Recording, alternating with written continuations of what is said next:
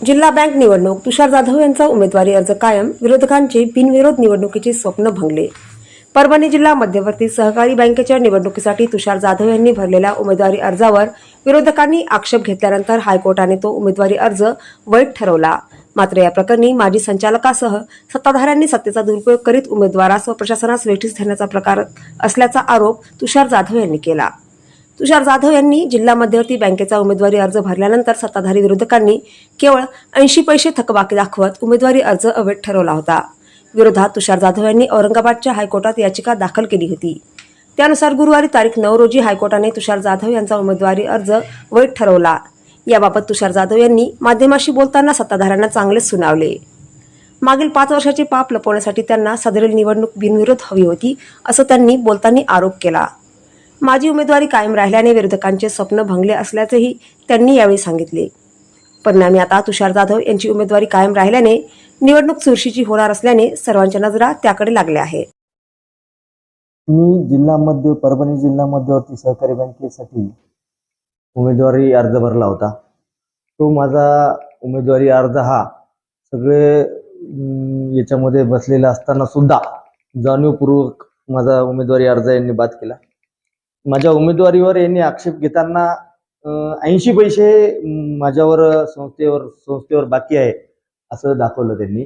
जेव्हा मी माझ्या संस्थेची अनिश्चित तफावत रक्कम 10 लाख रुपये भरू शकतो, मी माझ्या स्वतःच्या याच्यामधून चेअरमन अनामतमधून भरलेले 10 लाख रुपये आणि मला 80 पैसे घडत नाहीत का? तर हे जाणीवपूर्वक म्हणजे त्यांनी शासनाची दिशाभूल केली व तसे सत्ता असलेल्या सत्तेचा कसा उपयोग करता येते हे पूर्ण प्रकारे त्यांनी केला. तरी न्यायदेवतेवर माझा विश्वास होता आणि मी हायकोर्टात मला तिथे न्याय मिळाला व माझा काल दुपारी 12 वाजता फॉर्म वैध झाला. त्यामुळे मी आज उमेदवार म्हणून इथं आज मला चिन्ह भेटलेलं आहे आणि अंगठी ही माझं चिन्ह आहे. अंगठी. तर या बँकेच्या निवडणुकी संदर्भात मी उमेदवार होऊ नये याकरिता माजी संचालकांनी पूर्ण प्रयत्न केलेले आहेत की जे सुरुवातीपासून जेव्हा 31 मार्च रोजी बँक लेवलला संस्था ही नील पाहिजे त्या कारणास मी संस्थेचे माझे स्वतःचे 10 लाख रुपये भरले होते. ते सुद्धा भरणा करून घेत नव्हते. मला तिथं ठिय्या आंदोलन करावं लागलं. सगळ्यांनीच बघितलं आपण. सकाळी 11 वाजल्यापासून ते 8 वाजेपर्यंत 8:30 वाजेपर्यंत मला ठिय्या आंदोलन करावं लागलं.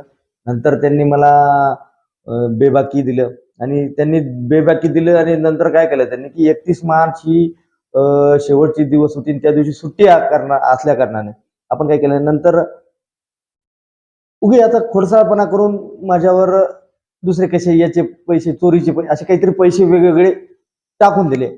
पण ते सुद्धा पैसे जेव्हा माझी संस्था ही माझ्या संस्थेचे जवळपास 35 लाख रुपये हे जिल्हा मध्यवर्ती बँकेत डिपॉझिट आहेत आणि खऱ्या नियमानुसार तर असं असती पद्धत की ह्याचं जे व्याज येते याच्यातून यांनी अनिश्चित तफावतमध्ये परस्पर कापून घेतात.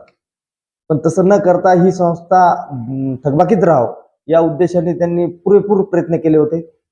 पण ते ईश्वराला मान्य नव्हतं आणि आम्ही शेवटपर्यंत लढा देत राहिलो आणि त्याला यश आलेलं आहे.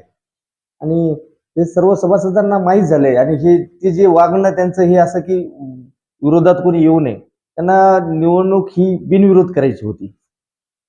आता बिनविरोध का करायची होती तर त्याच्या मागचे कारण असे की त्यांनी त्याच्या 5 वर्षाच्या कार्यकाळात त्यांच्या संस्थेच्या कोणत्याही प्रकारचं डिमांड कोणत्या संस्थेचं केलं नाही.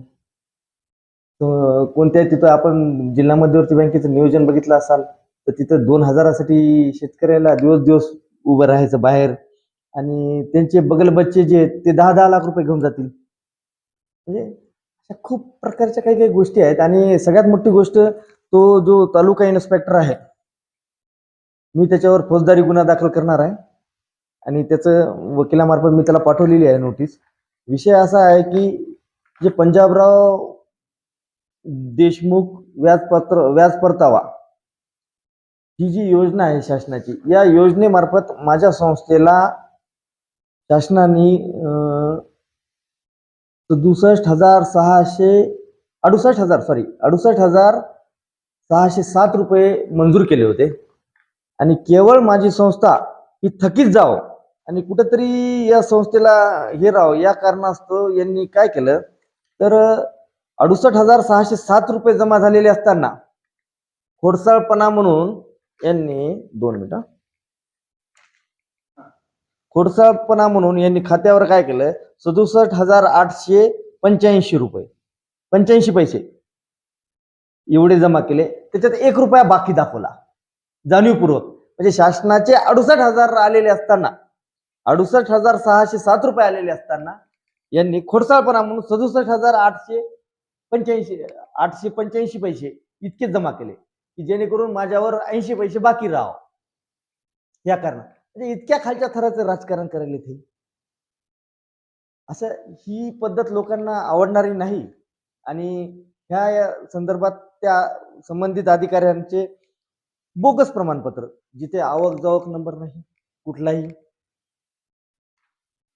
एकच अधिकारी एका दिवसात 3 प्रमाणपत्र देतो. 23 तारखेला ज्या दिवशी माझ्या संस्थेचे पैसे जमा असताना तिथं 67,000 पत्र देतो की या संस्थेवर बेबाकी आहे. दुसरं आणखीन देतो की 5-5:30 वाजता या संस्थेवर ₹1 बाकी आहे, ₹1 आत पैसे बाकी आहेत आणि 24 तारखेला मला पत्र देतो की या संस्थेवर कसली बाकी नाही. म्हणजे हे कोणता प्रकार आहे? हा प्रकार कोणता आहे? याला काय म्हणायचं? म्हणजे खोडसाळपणाची काही हद्द संपली. अशा प्रकारे खूप खूप त्रास दिला यांनी. भगवान के घर देर है अंधेर नाही. बघू काय होते आता. मी तर उतरलोय मैदानात.